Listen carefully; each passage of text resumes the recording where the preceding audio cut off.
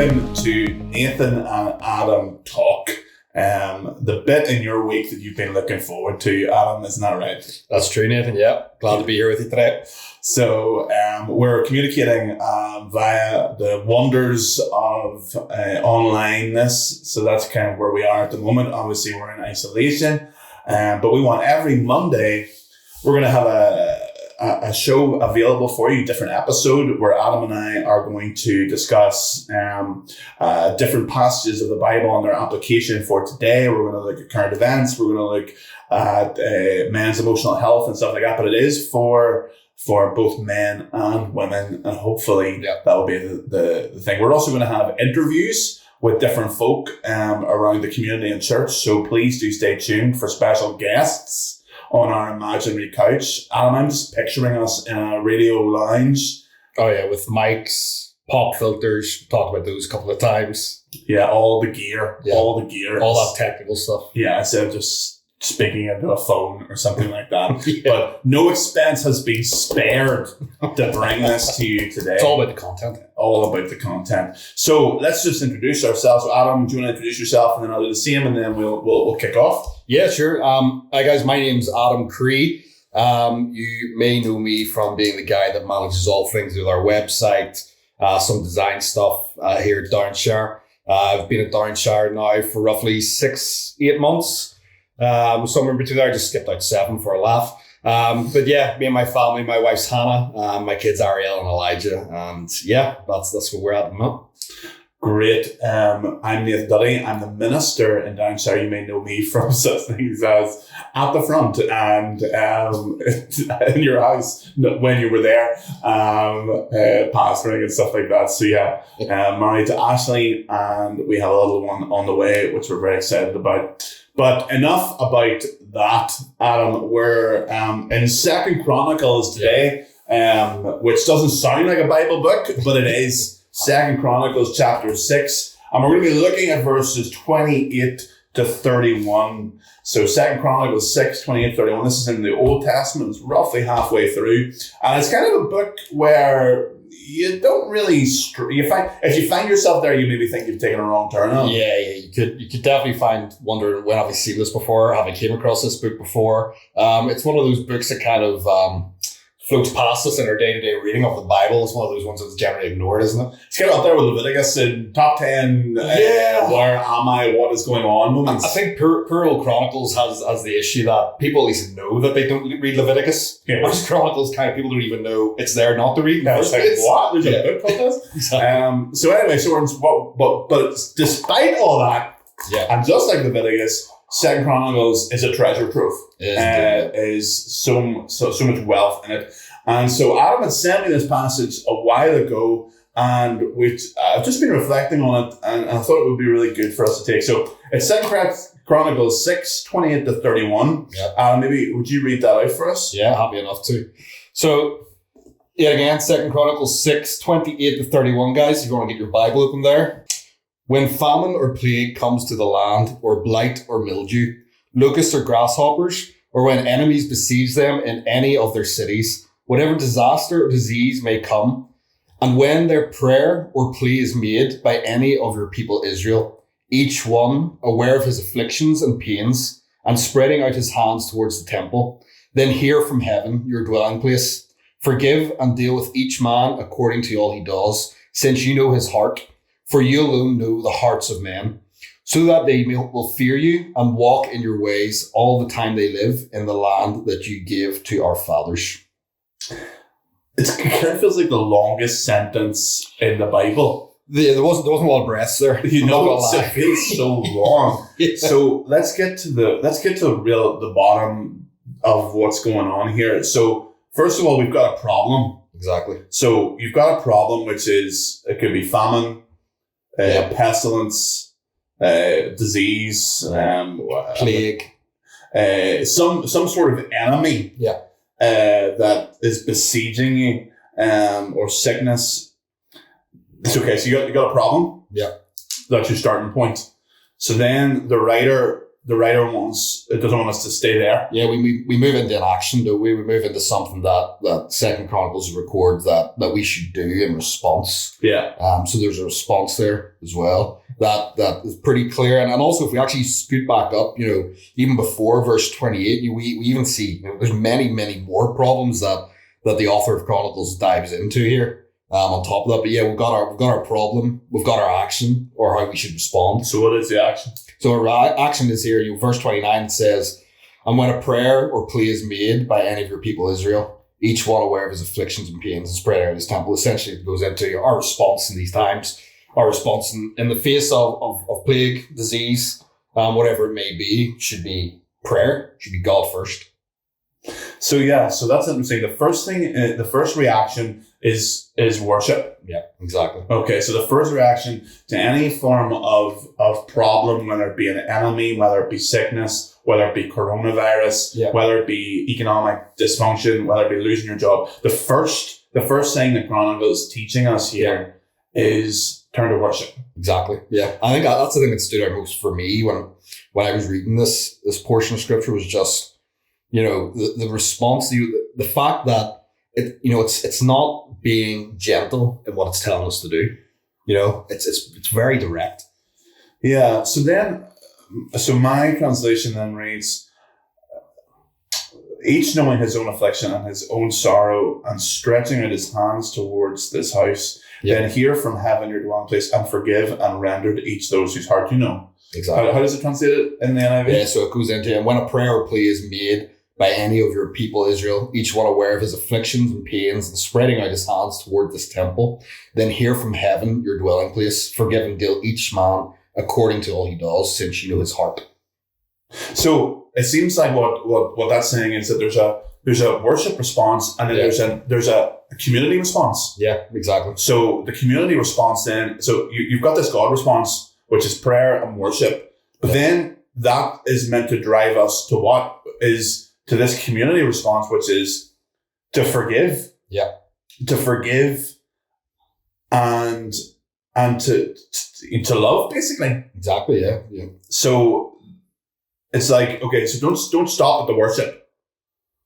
You got a problem, don't stop at the worship. Don't just immerse yourself in Downshire's YouTube videos and how to read First Thessalonians. Yeah. But then the second result then is action.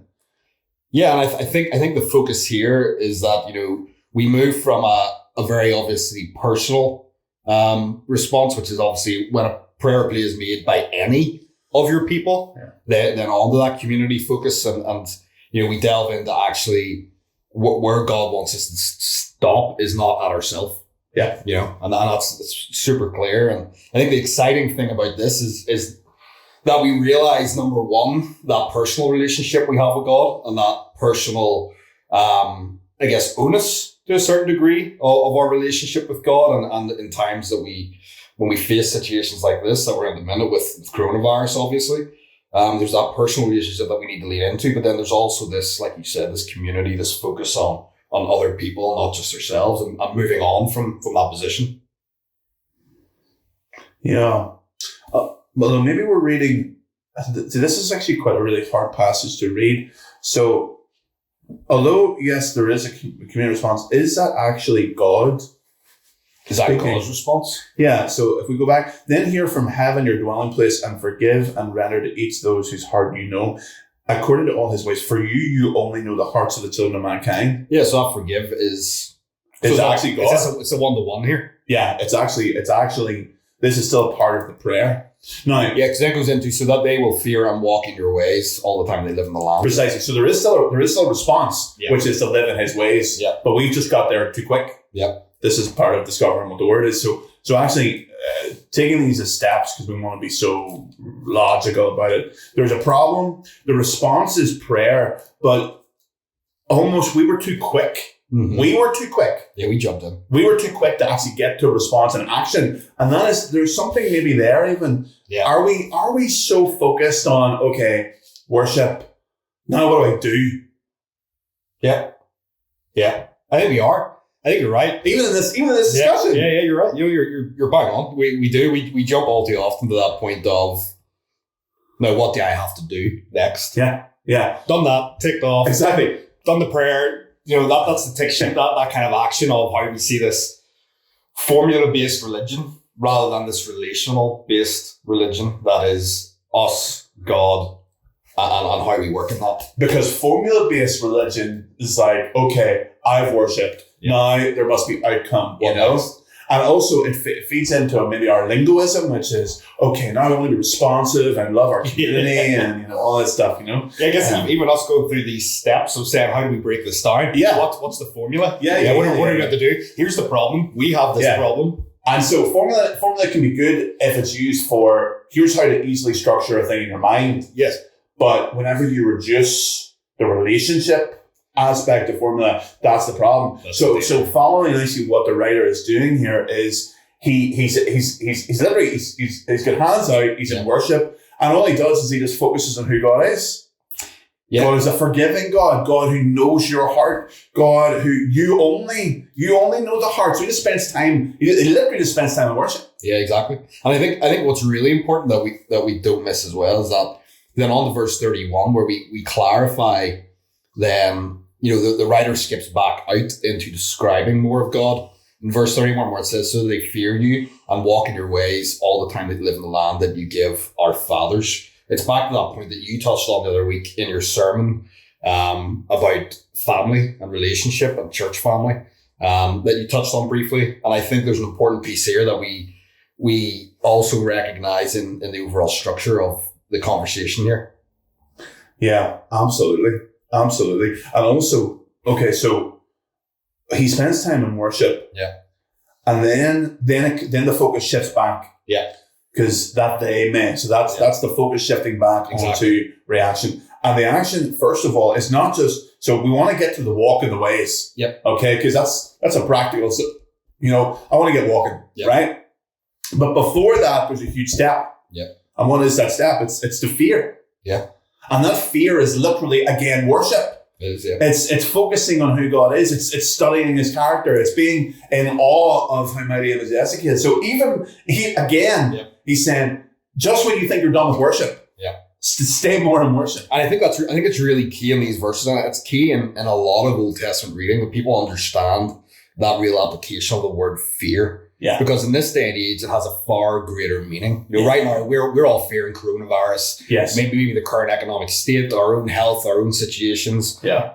And I think what we need to realize is get away from that definition of fear and understand what a healthy fear is. Uh-huh. And we often read this with our own definition and presumption of what fear means. Yeah. And the reality is that sets you up in a totally wrong light with God and where you should be standing with him, in terms of his love, his mercy, and his grace. There's a great book, Yawning at Tigers. Okay. And it's this idea that if you were face to face with a tiger, no one's yawning. Yep. But you can understand healthy fear when you're in front of a tiger. Yep. It's beautiful. It's the most majestic thing. You can list its attributes, but I love that. One wrong move, its capabilities, its power and might. Oh, it's beyond you.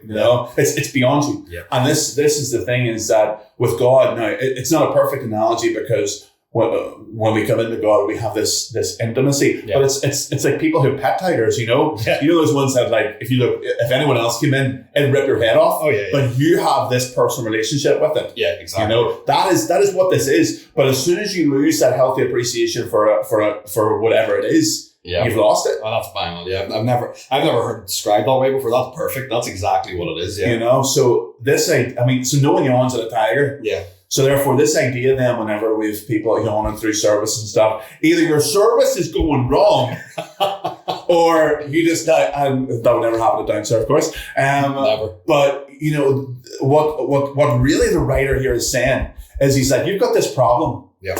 But honestly, when you compare it with the magnificence and the bigness of God, you start to realize this isn't really a problem compared to how good my God is. Exactly. And that's the point. The point is that reverence and awe of a God who is so much bigger than any problem we face here now, even in the face of situations that we haven't, a generation has never seen, experienced, or witnessed. We often talk about in the news, the whole fact that this is like a war, this is back to like wartime. The reality is that the generation of war still had freedom of movement in their own countries. Yes, there was other things that were going on, but the reality of it is that in this day and age, the understanding of the reverence and awe of a God who is so much bigger than what's in front of us, and understanding the application of that word fear in the context of what God's saying here is so important. Yeah. You know? Yeah. No, absolutely. And almost like you kind of almost forget about the first half of the verse. It's like, okay, you got a problem. But once you start immersing yourself in worship, you realize that actually the most important thing is that fear of walking. Yeah. You know, that is the end result, but you can't get there formulaically. It has to be through that relationship, through the prayer, through that. So I think that's really important. Yeah, it's exactly what we've just done. You know, the whole fact of approaching this with a formula base, like we missed the whole point initially, you know, and that's the beauty of doing this thing kind of recorded live as such, is that you miss the whole point and you try to apply this formula, but actually a relationship is about discovering each other. Yeah. You know, that's what a relationship is. It's building and understanding and discovering shared experiences. And when you approach, you know, reading scripture and understanding and building your relationship with God, it's stripping away that expectation for a formula, and it's replacing that with this expectation of a relationship. And the more you discover about God, the more that love and healthy fear grows. Mm-hmm. So it's not that negative fear, which fear is hellfire, damnation, all that. It is this really positive. That's fear of punishment. Yeah. But this is just fear of just discovering how magnificent and large and beyond me, as in how distinct. That's literally what holiness is, you know, is this distinctness. It's like realizing even you meet an animal, you still have some connection. They breathe, I breathe, you know. They need to eat, I definitely need to eat, you know. We all know that. Yeah, we all. But we have this thing with God, which is he is so distinct. Yeah. In fact, that's what the psalmist really emphasized. He does not sleep. Yeah. He does not need to take a break. You know, I love the bit, you know, with Elijah whenever he's with the prophets of Baal, and they're having almost like a god off, if that's not, where he's like, you know, bring down your God and set this thing alight. You know, if you don't know this story, maybe we can Google where that is. As a proper minister, I should know off the top of my head. There's a really cool story. There's a prophet of God called Elijah, and he basically there are a lot of prophets of the false god Baal, and Elijah says, right, let's have a competition. Yeah. If you can light your altar just by calling God down, then I'll believe you. Yeah. Okay? So literally what Elijah starts taking the absolute rip. Yeah, you know, he starts, the prophets of Baal are tearing their clothes, they're praying, and Elijah's asking things like, is your God on holiday? You know? Or maybe he can't hear you. He actually says, is he taking a bathroom break? I think one of the translations of all the verses, is he taking a bathroom break? He's like, literally. So then Elijah goes and he covers his thing in water. Yeah. He covers his offering in water. And then all of a sudden it's barbecue season, you know? So this is about God's distinctness. Yeah. So all of this is about how God, he doesn't sleep. So you don't need to worry because he's not like you. No. You know, he's not like me. Yeah, and I love that analogy of the recognition of we're actually more like a tiger. Yeah. In that sense. Yeah. Than we are to God. Although then you unpack that even more, the whole created in the likeness, you know, of our Father. Yeah. Like, you know, there's so much to unpack here. Yeah. And that story of just looking up here for you, Nathan, I'm not going to pretend like I know it as well. But 1 Kings 18, 20 to 40 is that story. You can check that out in your own time as well. Yeah, I love that. That was one of the stories where when we were actually naming Elijah that and being fed by the ravens, when we were naming our son, it was one of the stories that made me go like that. Like, I love that. I love that attitude, that confidence, and that surety in the fear of God to be like, this God's to be feared, but he's my God. Yeah. Like, I love that. And the really cool thing about Elijah is that, we're getting into Elijah too much. Let's cover Elijah next week. We'll do that next week. But actually the cool thing about Elijah is that that's not normally his personality. No. You know, he's not some brash, you know, extrovert. Like, in many parts, we actually find him, like, in a cleft of a rock, just wishing to die. Yeah. You know, absolutely depressed out of his mind. Yeah. So what I love is that just in this moment, it's like the Lord fills him and he's like, you know what? Yeah. You know? Yeah. You've got this. Yeah. So anyway, well, more about Elijah. We'll get on to Elijah. So that's basically 2 Corinthians 6:28. Hopefully that's been a difficult passage, but we've worked through that. So, and that's kind of what we're going to do. If there are passages that you'd like us to cover, we'll ask Adam for all his expertise. But if there are passages that you'd like to cover, let us know. And we'll unpack them with only the way that we can, which is basically like through mistakes and blunders, we will get there. Which is a beautiful thing to see. Yeah. So that's that. But also now we want to kind of look at current events, of which there are literally none, because everything is done. So like current events now are like, I saw like a bird in my backyard. Well, yeah, I'm planning to cut my grass tomorrow. Wow, current event. Yeah, it's current event. If you've got a current event that you'd like us to talk about, but let's, we don't want to be so focused on coronavirus, but let's talk about this at the moment. Yeah.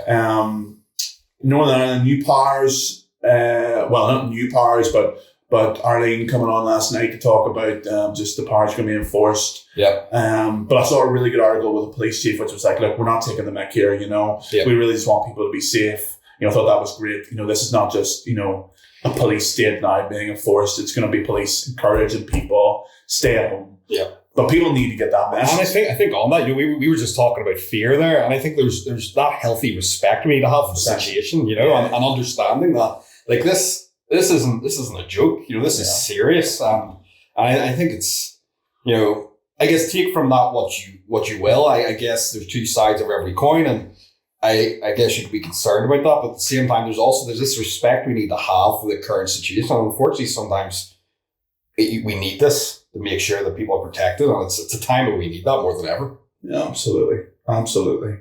And I guess probably should take a moment just to kind of salute those heroes that are frontline at the moment, really such courage. Yeah. But we know that there's a lot of fear out there among folk. A nurse was on the phone with me the other day. She's going back after maternity to the front line. She's scared out of her wits. She's really fearing, and it is a scary time for folk. Scary time for vulnerable folk. Scary time for folk who are on the front line. Yeah. But what heroes? Yeah, totally.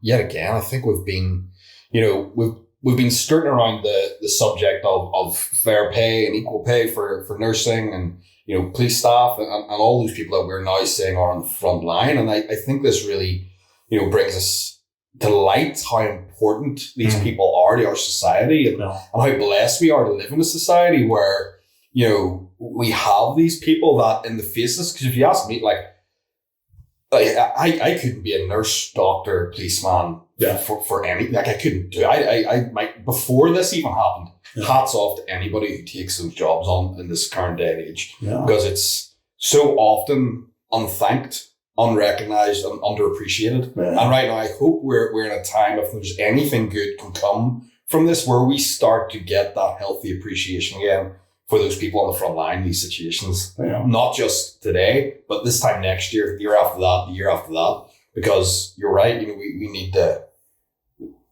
so much respect for those people. And I guess one thing I'm also seeing and realizing is that, I had a part-time job in Argos and Marks and Spencer's before I joined the illustrious ministry ranks, okay? If you'd told me back then that during a pandemic, I would be classed as a key worker, I'd have been like, what? And yet our checkout guys, our checkout girls, our managers of stores, our lorry drivers just doing long shifts. The list of heroes is so much larger than we realize, and there's probably not enough time to thank everyone, but just to really say that, if you're listening to this and you're on the front line, you maybe feel like you're not being appreciated. One, there's something in serving and not being noticed, which is so significant in the kingdom, because whatever reward people, God says you've got a choice. You can either get your reward here or you can get a heavenly reward. And trust me, that heavenly reward is much better. Yeah, it's like being offered a yacht or a toy boat. Pick the yacht. That's like not now, because that means you're getting a reward on earth. It's It's like, and I'm sorry if anyone's done this who's listening, but please don't do this. It's like when people like give something to a homeless person and then Facebook it. Yeah. But do it in such a way that it's almost like, I just want to highlight the problem of homelessness, by noticing and letting you know that I've cared for someone who's homeless. Because it's not just I care for someone who's homeless. They have to disguise it. Oh yeah, you have to pretend like you didn't know you did it. Yes. Oh, I'm sorry. I didn't mean to let you know that I helped. Or I'm highlighting the issue. Yep. And just ignore the fact that I gave him this amount and went out of my way by 4 hours to make this happen. But the thing there is not to feel aggrieved by those people, because the reality is, as you said, they got the reward. Yeah. But please don't do that. Yeah. Because it makes my skin crawl. So that is current events. Normally we'll have an interview. This will be where the slot is for an interview with some illustrious guests. Yep. I've already got some ideas for next week just to really draw the numbers in. Stephen Gerrard, we'll see what happens. Gerrard. I hear those guys are pretty free at the minute though. So we want to carve out a time to talk about men's mental health as well. This is just, a 2 to 5 minute thing. So ladies, don't switch off. It's especially helpful for maybe, talking to your husband or something like that. So please, it's not just for men. But I am aware that men and women communicate in so many different ways. Yeah. And without propagating stereotypes, men naturally are less talkative to each other. And we notice this, especially with numbers of male suicides and stuff, men just find it tough to communicate. Yeah. At this time, whenever we're being so confined, Adam, talk about that. You're a father, you're a husband, you're a man. Yeah, and I'm also still, trying to juggle work from home as well now, which is, a breeze compared to what most other people are facing right now. Like we were just talking about those key workers. Yeah, or people who've lost their jobs. Yeah, exactly. I'm so blessed to be able to still do that. But it's a crazy time, and what we've been doing, I guess, is, general day-to-day thing is I'm up in the morning, working throughout the day, checking with the kids and Hannah every so often. But it's that time of night that I find when I sign off from work where, for me, it's been really important, and it's given me a lot of energy to take real time.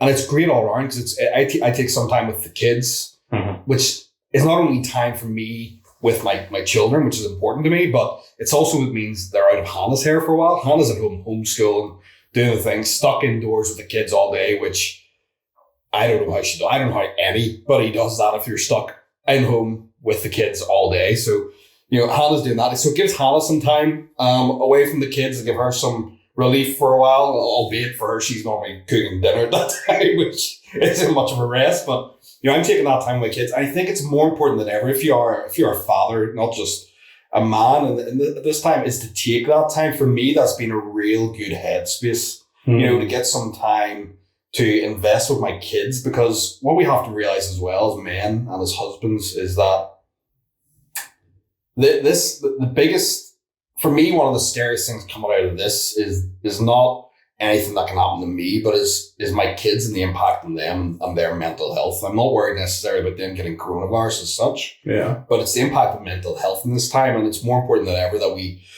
take that time to invest with them, to spend time with them, because we have to remember, like, they're little people that their whole worlds have changed. They have no school, they have no friends to hang out with, and it's crazy. And the best thing I can do right now is take that time to focus on being their friend to a degree. Yeah, absolutely.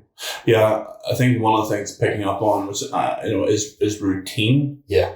I guess for a lot of men right now, that routine has been shaken. Yeah. And I don't know about you, but if I don't have some sort of routine, I find that my mind goes to quite anxious places, just places that of anxiety. Yeah. And therefore something that's happened in my life is just how I start the day even. Yeah. So my temptation normally, and one of the things I would have done before this was just to check news. Yep.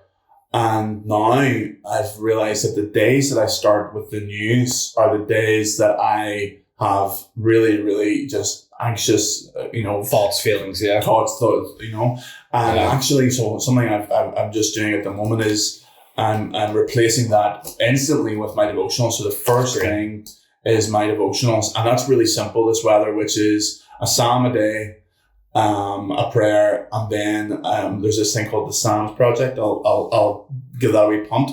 The Psalms Project, which puts each psalm to music. Okay. But in my opinion, nice music. So it's don't worry, it's not a bass beat. But it's just another way of worshiping with it. And I'm not even it's not just a cathartic thing. It's a very deep spiritual transformation for how I view my day. Yeah. It just sets the day up, right? I think that's so important because there's enough time for the news at the minute. And and it's something that I found as well. Like I said, our days are pretty routine, which is great. Yeah. But it's then that routine looked like for a while. We were in self-isolation for a little longer than most people because I had symptoms for a while, but totally fine now.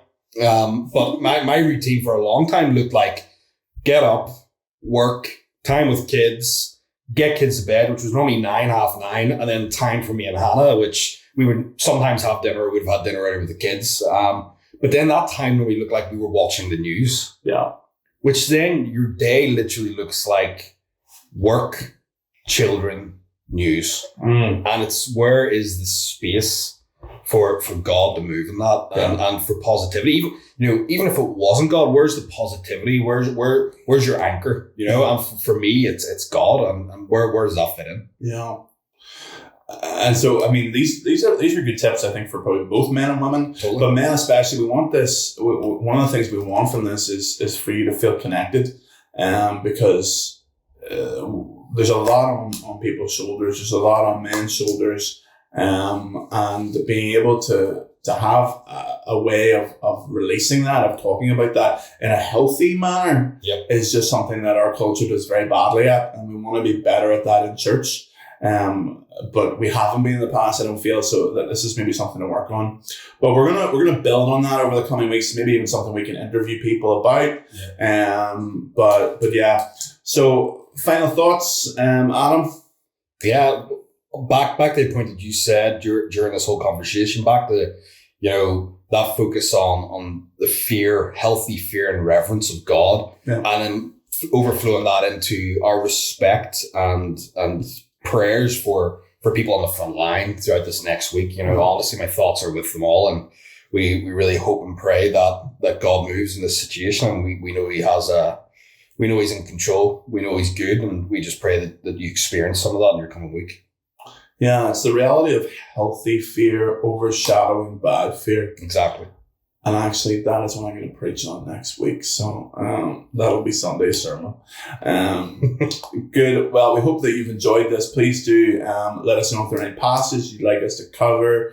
We're going to be doing this every week anyway, so it doesn't matter if there's one person listening or 30. But we're going to be doing this. So thank you. You've been loyal listeners. We've been Nathan and Adam. Thanks for tuning in.